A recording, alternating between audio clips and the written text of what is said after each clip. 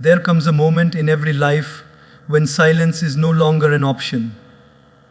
A woman's voice, when guided by truth and devotion to God, can awaken generations. She does not speak to impress the world. She speaks because her soul burns with truth, and truth is the greatest service to humanity. Life is a divine gift from God, a breath to breath blessing. But how often do we forget this and waste it on distractions, ego, or fear? My dear friends, today I invite you to reflect on a powerful reality. Life is not an accident, it is a sacred gift from God. And in this journey, God has blessed us with voices, not just to talk, but to speak the truth, to uplift, to inspire, to serve. Throughout history, women have stood as voices of courage, wisdom, and divine strength, reminding humanity not to forget its higher purpose. The question is, are we using our voice and our life in the service of truth, or are we wasting the precious time God has given us? My dear friends, life is not a random accident, nor is it just a series of coincidences. Life is a sacred gift given by God, and every breath we take is proof that He has chosen us to experience this moment. The challenge is not whether life is valuable. The real challenge is whether we recognize its value. Too often, we are so caught up in running after things that do not last, money, attention, validation, that we forget to honor the one thing that is truly priceless, the gift of being alive. Think about this for a moment. When you wake up in the morning, what is the first thing you do? Many people grab their phone, check messages, or scroll through endless posts. But how many of us pause for even 1 second to acknowledge, I am alive. God has given me another day. You see, gratitude is not about having everything you want. It is about realizing that what you already have is far more than you deserve. Life itself is the biggest blessing, yet so often we behave as if it is guaranteed. Imagine someone gifting you a precious diamond, something worth millions. Would you leave it carelessly on the floor? Of course not. You would protect it, value it, and use it wisely. Yet, life, far more precious than any diamond, is often wasted in arguments, complaints, jealousy, and meaningless comparisons.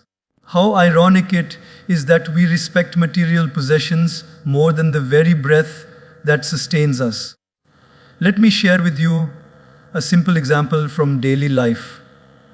There was once a man who worked tirelessly day and night, always chasing after promotions, money, and recognition. He never paused to spend time with his family, never appreciated the meals on his table, never even noticed the beauty of a sunrise. One day, he fell seriously ill. As he lay in the hospital bed, surrounded by machines helping him breathe, he realized something profound. All the wealth he had collected could not buy him a single extra breath. At that moment, the truth struck him. Life was never about how much he earned, but how much he lived with awareness and gratitude. The reality is, most of us are like that man. We don't value something until it is taken away. We complain about our jobs until we meet someone who is unemployed.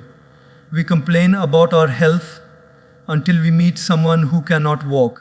We complain about our families until we see those who are alone. God's blessings are countless, but if we do not learn to see them, we will live as though we have nothing. So how do we avoid wasting this precious gift? It begins with awareness. Next time you sit with your loved ones, remind yourself, this moment will never come back again. Next time you eat a meal, remember millions of people go hungry every night, yet here I am with food on my plate. Next time you feel overwhelmed by stress, pause and ask, is this problem really bigger than the blessing of being alive? When you practice this awareness, life no longer feels like a burden. It feels like worship. Think about how children live. A child can spend hours playing with something as simple as a cardboard box, laughing and smiling without a care. Why? Because children naturally value the present moment. They are not thinking of yesterday's mistakes or tomorrow's worries. They are alive here and now. That is why childhood feels so joyful. Because it is a reflection of how life is meant to be lived. As we grow older, we lose this ability. We waste time worrying about the past, which we cannot change, and fearing the future, which we cannot control. In the process, we forget to live in the present, the only place where life truly exists. God has given each of us this gift of life with a purpose. We are not here just to breathe and survive.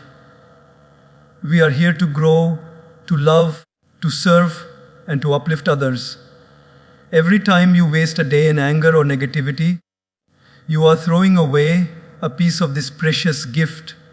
But every time you live with gratitude, every time you help someone in need, every time you spread kindness, you are honoring the gift that God has placed in your hands.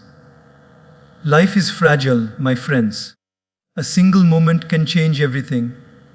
Look at how people react when they survive an accident or a serious illness. Suddenly, life feels more valuable.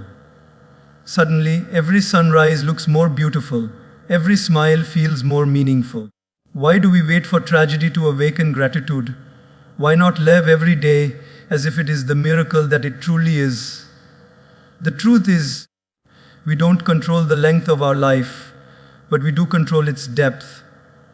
We may not decide how many years we live, but we can decide how much life we put into each year. Will we waste it in chasing empty pleasures, or will we invest it in becoming better human beings aligned with God's will? That choice is ours every single day. So let me leave you with this thought. When you wake up tomorrow morning, before you touch your phone, before you step out of bed, place your hand on your heart and whisper, "Thank you, God, for this gift of life." Carry that gratitude through the day. Speak kindly, act selflessly, love deeply, and you will discover that life is not something to be endured, but something to be celebrated. Every breath, every moment, every heartbeat. The voice of truth is not just sound that comes out of our mouths. It is the echo of God's presence within us. When a person speaks truth, they are not merely expressing an opinion. They are allowing the divine to flow through their words. That is why truth carries a power that falsehood can never imitate. Lies may shine for a while, but truth stands forever unshaken because it is aligned with God. Think about this. In a world where so many people choose comfort over courage, silence over honesty, how rare and precious it is to find someone who dares to speak the truth. Their words may be simple, but they carry weight because they are spoken from the soul, not the ego. And when a woman speaks truth, with sincerity in her heart and faith in God, her voice becomes more than speech. It becomes a force of healing, guidance, and transformation. Let me share with you an example from daily life. Imagine a workplace where everyone knows something is wrong. Maybe a dishonest deal is being signed, or employees are being treated unfairly. Most people stay quiet, thinking, "Why should I get involved? It's not my problem." They fear losing their job or upsetting others. But then, one person, perhaps a woman who values truth more than approval, stands up and says, "This is not right." She doesn't scream, she doesn't fight, she simply states the truth with courage. Suddenly, her voice awakens the conscience of others. People who were silent begin to find their courage. A ripple effect begins. This is the power of truth. It awakens what is already sleeping inside others. Truth has this quality. It does not need decoration. It does not need exaggeration. A lie must always be defended, justified, and polished. But truth stands pure and clear like the sun. Even if clouds cover it for a while, eventually it shines again. When your voice carries truth, it carries the authority of God Himself. Because truth is one of His attributes, we often underestimate the impact of speaking truth in small, everyday situations. Take, for example, family life. A mother notices her child making excuses or hiding mistakes. She could scold harshly or ignore it. But instead, she sits down, looks into the child's eyes, and gently explains, "My dear, truth may sometimes be difficult, but it will always protect you. Lies may make life easy for a moment, but they will burden your heart forever." That one conversation plants a seed in the child's heart, a seed that may one day save the child from much bigger mistakes. A woman's voice, used with love and truth, can shape generations. But why is it so hard to speak truth? Because truth often comes with consequences. It may cost you popularity, relationships, or opportunities. Many times, when you speak truth, people will call you difficult, stubborn, or even foolish. But remember, truth is not about winning the approval of people. It is about winning the approval of God. What use is it to please the world if in the process you disappoint the one who gave you life? There is another story to reflect upon. A young student once witnessed cheating during an important exam. Everyone around him was quietly sharing answers, but he refused. Afterward, his friends laughed at him, saying, "You are too honest for your own good. Look at us, we'll score higher than you." The boy replied calmly, "Maybe you'll score higher today, but tomorrow you will depend on lies again. My strength is not my marks, it is my honesty, and that will serve me my whole life." Years later, that same student became a respected leader, trusted by many, while those who built success on lies kept struggling with insecurity. This shows us that truth may test you in the short term, but in the long term, it builds unshakable strength. The voice of truth is also healing. Think about a friend who is lost in despair, drowning in self-doubt. Many will say, "It will be fine, don't worry," just to comfort. But one true friend who loves deeply will look into their eyes and say, "You are stronger than you think. God has placed within you the ability to rise above this. Don't give up." That voice of truth doesn't flatter, it doesn't sugarcoat, it speaks straight to the soul. And that is why it has the power to heal. Speaking truth also means speaking it with compassion. Truth without kindness can wound, but truth with love can transform. If your voice is harsh, people may close their hearts. But if your voice carries sincerity and faith, people cannot ignore it. Remember, even when God reveals truth to us through difficulties, He does it to guide, not to punish. In the same way, when we speak truth, it should be to uplift, not to destroy. Every one of us has moments where we are called to be a voice of truth. At home, in friendships, in workplaces, even in the smallest daily interactions. The question is, will we choose silence, or will we let God's power flow through us by speaking what is right? In the end, my friends, the voice of truth is not about being loud or dramatic. It is about being genuine, aligned with God, and fearless in integrity. Lies may comfort people for a moment, but truth strengthens their soul forever. When you use your voice to speak truth, you are not just talking, you are serving God, you are serving humanity, and you are making your life meaningful. So the next time you face a choice, to stay silent or to speak, remember your voice is not just yours. It is a tool God gave you to carry truth into the world, and when used wisely, it has the power to change lives, uplift hearts, and shine light in the darkest of places. Ego is one of the greatest thieves of human happiness.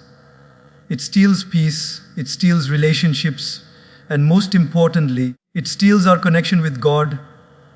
Ego whispers, I am the most important, I am always right, I don't need anyone. But the truth is, the more we attach ourselves to ego, the further we drift from God, and the more we detach from ego, the closer we feel to the divine presence. Look around in daily life, and you will see how ego shapes people's behavior. A simple disagreement between two friends can turn into years of silence, not because the issue was so big, but because neither was willing to let go of their pride and say, I'm sorry. A husband and wife can live under the same roof, but allow small arguments to build walls between them only because each wants to prove, I am right, you are wrong. Families are torn apart not by problems, but by egos that refuse to bend. Now, imagine how life changes when we replace ego with God. When a person says, I may not always be right, but God is right. I may not always know the way, but God knows the way. A new humility is born. And that humility doesn't weaken us, it makes us stronger, calmer, and more peaceful. Detaching from ego is not about lowering yourself. It is about rising above smallness and attaching yourself to something much higher.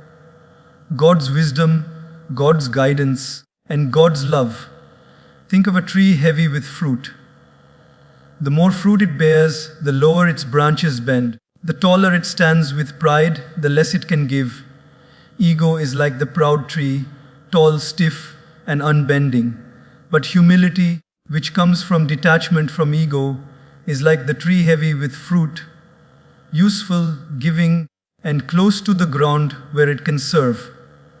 A person who attaches themselves to God becomes like that fruitful tree. They bend in humility, yet they feed many souls with wisdom and kindness. Here is a simple story.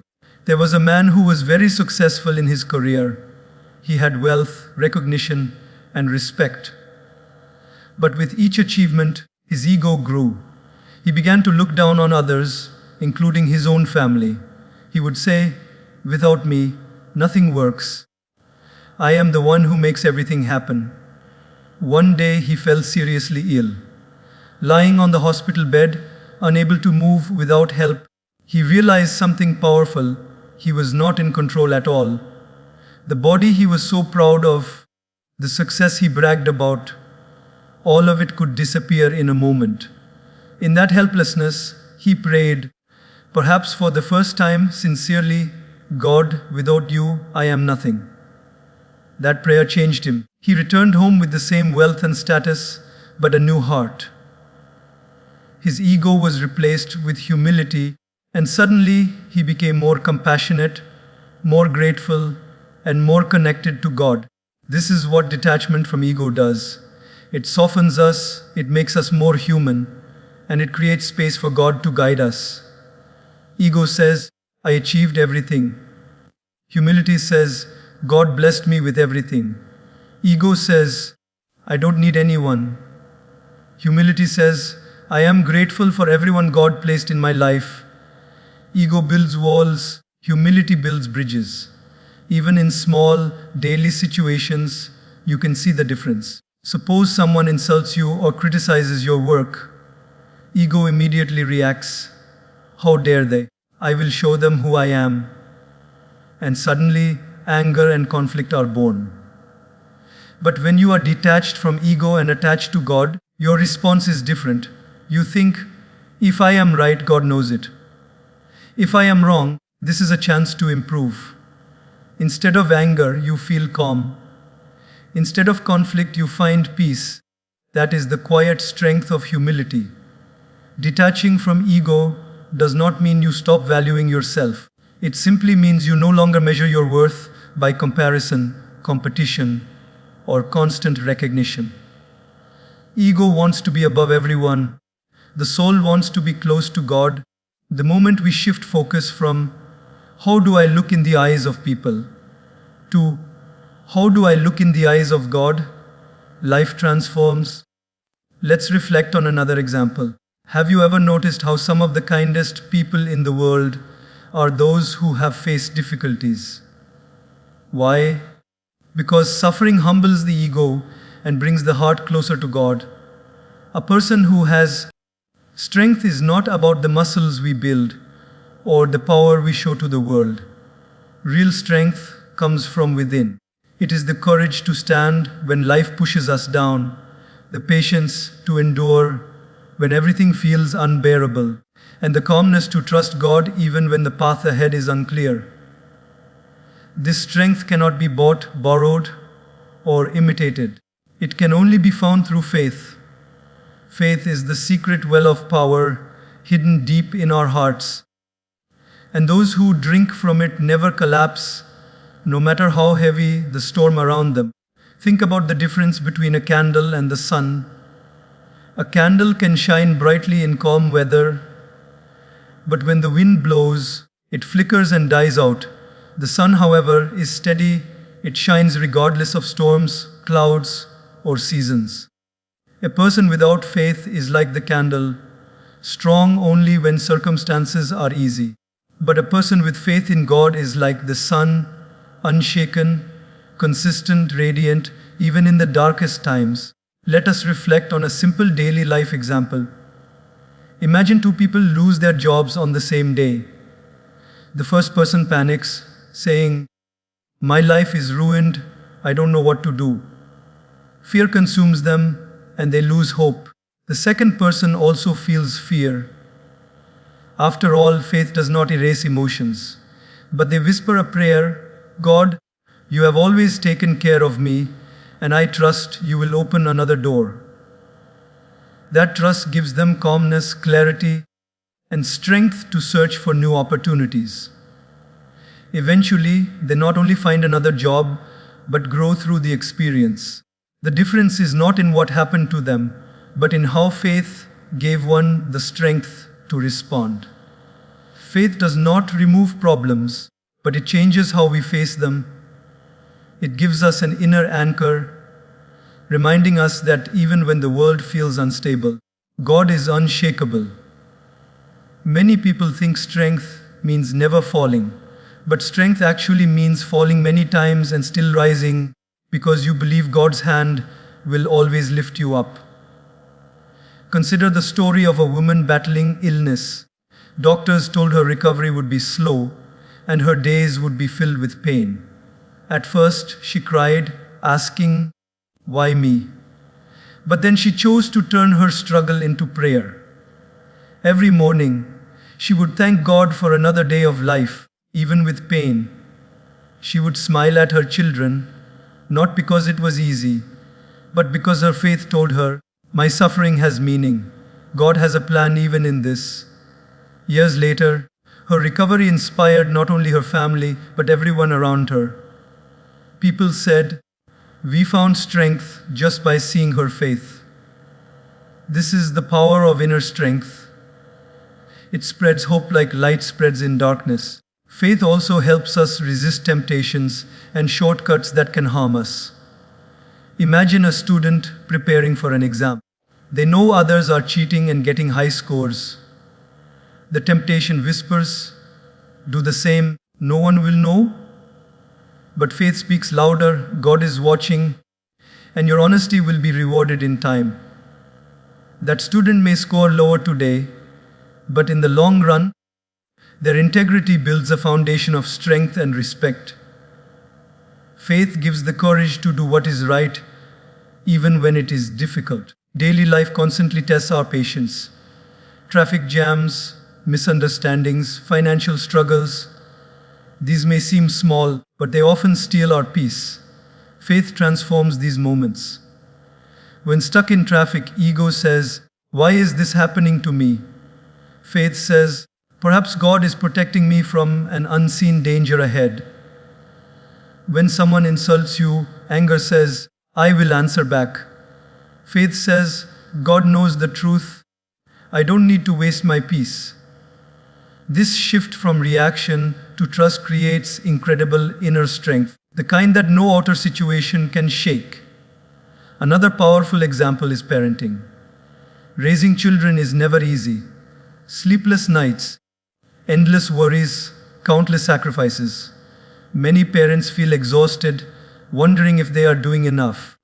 But those who anchor their parenting in faith remind themselves, God trusted me with this child, and He will guide me as I guide them. That belief doesn't remove the challenges, but it gives strength to face them with patience, love, and resilience. Inner strength from faith also means we learn to accept what we cannot change. Not everything in life will go according to our plans. We may lose people we love, face setbacks we never expected, or carry burdens heavier than we thought possible. In such moments, faith becomes the soft voice that says, "You are not alone. God's wisdom is greater than your understanding. Hold on."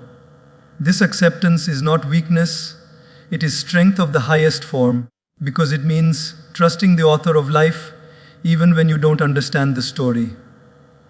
My friends, faith is not a theory to be spoken, it is a practice to be lived. Every challenge is an invitation to either collapse in fear or rise in faith.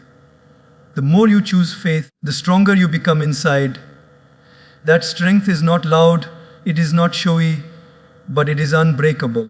It allows you to walk through storms with calm eyes, to endure pain with a hopeful heart, and to face uncertainty with courage. In the end, the greatest battles we face are not outside, but within. And faith is the armor that makes us victorious in those battles. Outer strength can impress the world, but inner strength, born from faith, connects us with God. That connection is what keeps us steady, unshaken, and alive with purpose, no matter what life brings. Life is not meant to be lived in survival mode. Surviving is simply breathing, eating, sleeping, and repeating. But serving is living with meaning, purpose, and connection to God. There is a profound difference between the two. A person who only survives may live many years, but they leave the world unchanged. A person who serves may live fewer years, but their life becomes a light that shines far beyond their time on earth. When we look at the design of creation, we see that everything God made serves a purpose. The sun rises every day not for itself, but to give light and warmth to the world. The tree does not eat its own fruits, it grows them for others. Rivers do not drink their own water, they flow to quench the thirst of countless beings. In the same way, human life is not meant to be only about me and my needs. True fulfillment comes when we live for others, when our existence becomes a blessing rather than just a presence. Think about daily life. Many people spend their entire lives chasing money, status, and comfort. They wake up, go to work, come back, eat, sleep, and repeat year after year. They may have everything, but still feel empty. Why? Because the soul is not satisfied with survival. The soul craves contribution. It longs to give, to uplift, to make a difference. And when you start serving others, even in small ways, you begin to taste a deeper joy that survival alone can never give. There is a story of a young man who had a comfortable life. He had a good job, good friends, and everything seemed perfect. Yet, he often felt restless, like something was missing. One day, he visited an orphanage with a friend. For the first time, he spent hours playing with children who had no parents, listening to their laughter and wiping their tears. That night, he felt more peace than he had ever known. He realized, all these years I was living only for myself, and that is why I felt empty. Today, when I gave my time and love, I felt truly alive. This is the secret of service. It doesn't take away from you, it multiplies what you already have. Service does not always mean grand actions. It can be as simple as helping a neighbor carry groceries, listening to someone who feels unheard, sharing a meal with someone hungry, or even smiling at a stranger. These may look small, but in God's eyes, they are priceless. Sometimes, the smallest act of service becomes the greatest turning point in someone's life. A kind word at the right time can save someone from despair. A little help can restore someone's faith in humanity. When you live to serve, you become God's instrument of kindness. But serving others is not just about helping them, it is also about transforming yourself. Service breaks the prison of selfishness. It dissolves ego. It teaches humility. It reminds us that life is not about taking, but giving. Every time you serve, you polish your soul and draw closer to God. That is why saints, sages, and wise people always emphasized service, not because others need it only, but because we need it for our own spiritual growth. In daily life, think of a mother. She wakes up before everyone, works all day, sacrifices her comfort, and often goes to bed last. She does not do this for recognition, but out of love. Her service shapes the entire family. Without her silent sacrifices, the home would not function. This is a reminder that service is not always seen or applauded, but it is always powerful. God values these unseen acts more than any applause from the world. Some people say, I don't have money to serve. But service is not limited to wealth. You can serve with your time, with your skills, with your compassion. A teacher who patiently guides a struggling student is serving. A friend who listens without judgment is serving. A stranger who prays silently for someone they saw in pain is also serving. True service is not measured by size, it is measured by sincerity. There is also a deeper truth. When you live only to survive, your world becomes small. It revolves only around you. But when you live to serve, your world expands. You begin to feel connected to God's creation. You see the pain of others, and their joy becomes your joy. This expansion of heart is the real wealth of life. Survival may keep you alive, but service makes you unforgettable. People may forget what you said, they may forget what you achieved, but they will never forget how you made them feel, how you helped them, how you touched their hearts. That is the legacy of service. So ask yourself every day, am I only surviving or am I serving? Am I only consuming or am I contributing? If your answer leans towards service, then know that you are walking the path of God, because in every act of service, big or small, you reflect the divine qualities of compassion, mercy, and love. Life is short, my friends.